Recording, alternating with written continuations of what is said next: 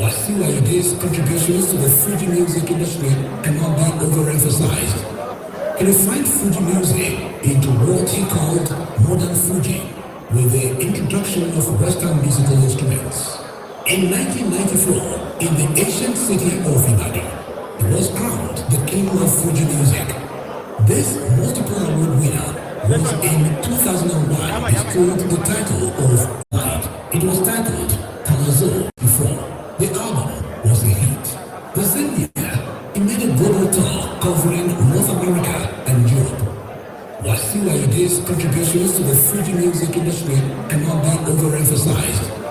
He refined Fuji music into what he called modern Fuji, with the introduction of Western musical instruments. In 1994, in the ancient city of Ibadan, he was crowned the king of Fuji music. This multiple award winner was in 2001 bestowed the title of Omo of Lagos by His Royal Majesty Oba Adeyinka Oyeko II, the late Oba of Lagos. And in 2020, His Imperial Majesty Oba Lamidi Adeyemi III bestowed on him the title of Mayegun of Yoruba land. King Wasiu is blessed with a large family. His love for education made him give the best of education to his children within and outside Nigeria. Today, he is a proud father of doctors, lawyers, musicians, among other professionals. On the 18th of November 2021, he got married to the woman after his heart, a daughter of an Egba High Chief, beauty personified and highly cerebral, Emanuela Omororopo Masha ni Odebi, a successful businesswoman and chief executive officer of Party Dreams, who holds the titles of the Otri Yalode of Inde and the Nika of Itesi, both in Egba. Very distinguished ladies and gentlemen, it is my pleasure to present to you the king of Fuji music, the Mayegun of Yoruba land, and the doyen of Fuji music, King Wasiu Olasupomi Ayinde Adewale Omobolahan Anifowose, K1 the ultimate. A round of applause for King Wasiu Ayinde Masha. Your Excellencies, ladies and gentlemen, and to present the plaque, permit me to invite our wonderful prince to present the plaque to another prince. Ladies and gentlemen, he is the prince of Orile-Owu Kingdom. Prince Olumuyiwa Adejobi will be presenting the flag to Prince Wasiu Ayinde. Prince to prince, listen. Prince to prince.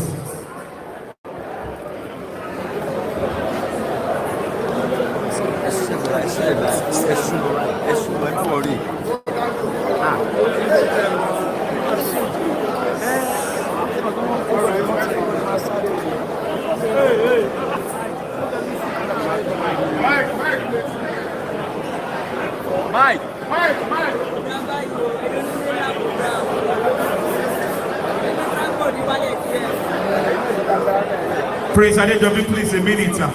We're working on the microphone. We know you like talking. You will talk today. You will talk. Okay, your mic is ready, sir. Thank you. Distinguished ladies and gentlemen, on behalf of Freelance and Independent Broadcasters Association of Nigeria, FIBA, the National Secretary of Abuja, I want to present this to you, our Egbon Alhaji King Wasiu Olasupomi Ayinde Masha, the doyen of Fuji music, in commemoration of your 50 years of state. Today, 10th July 2022. I say congratulations to you. On behalf of some of us that are young and looking up to you as a movement, and for me as a police officer, I know that your work has helped us to reduce crimes and criminality in Nigeria. And entertainment industry generally, you have added value to that industry. I say congratulations to you and to our Yaafi. It is well with you. Congratulations. Applause, ladies and gentlemen. Very quickly, we'd like to go straight to the cutting of the cake. And at this point, I'd like to invite to the microphone K1's childhood friend, the publisher Global Excellence. Ladies and gentlemen, Otumba Mayor Akinpelu would moderate the cutting of the cake. Ejo, cameraman, Ejo, Baba Sume, Patapata, Edeka Cake, it's okay.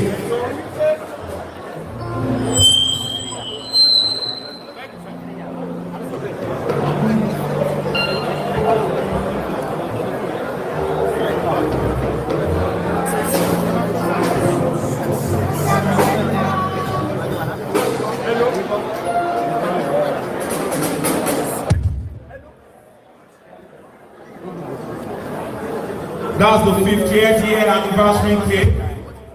And to moderate the cutting of the cake, I'd like to invite Otumba Mayor Akinpelu.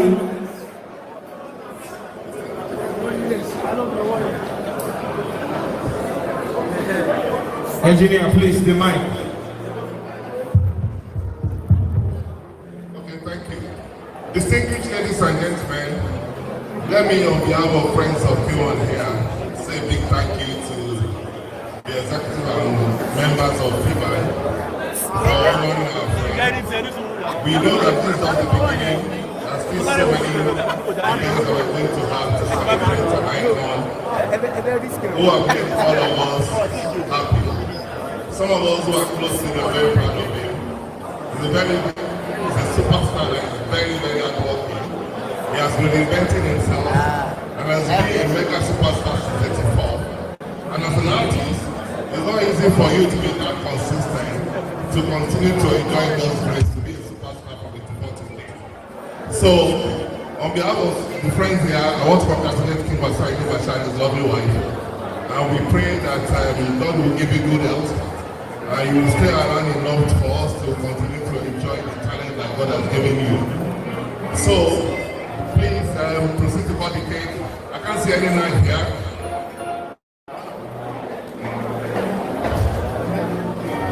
We are waiting for the knife to cut the cake.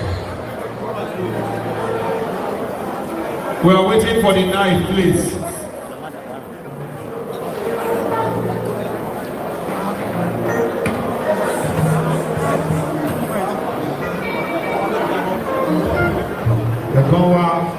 Adetola Dosumo.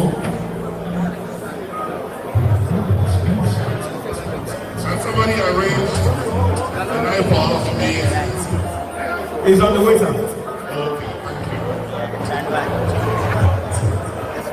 you. Adetola Dosumo.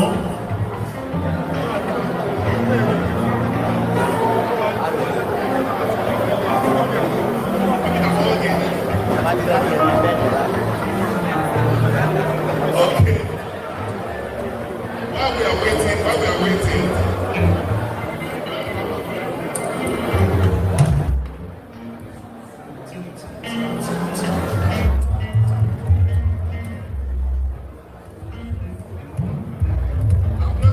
I've noticed recently that since my friend of mine, he has been bubbling because it's not easy to marry a very beautiful wife. One thing that is not in doubt is that one's wife is a very beautiful woman. And when you marry a very beautiful woman, every day you get excited because you see new things. Okay, yes, please. So let me call on Wawan to please hold the emergency knife and madam, please touch your husband. Let's go. Sorry, can I have your attention, please? We're going to call this cake. We're going to call this cake by spelling 1-1. Are we together on that? We are doing this together. We are spelling 1-1. We are spelling 1-1. So can I have a K? K W A M 1. A round of applause, ladies and gentlemen.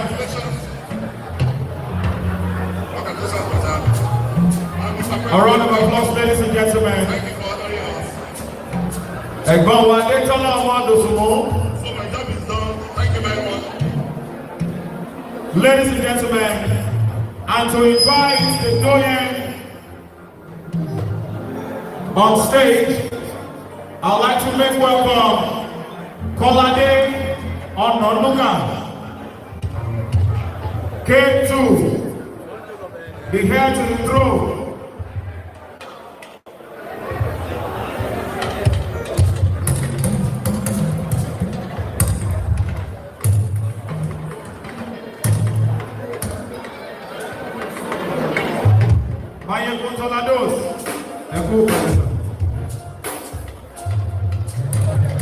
The band.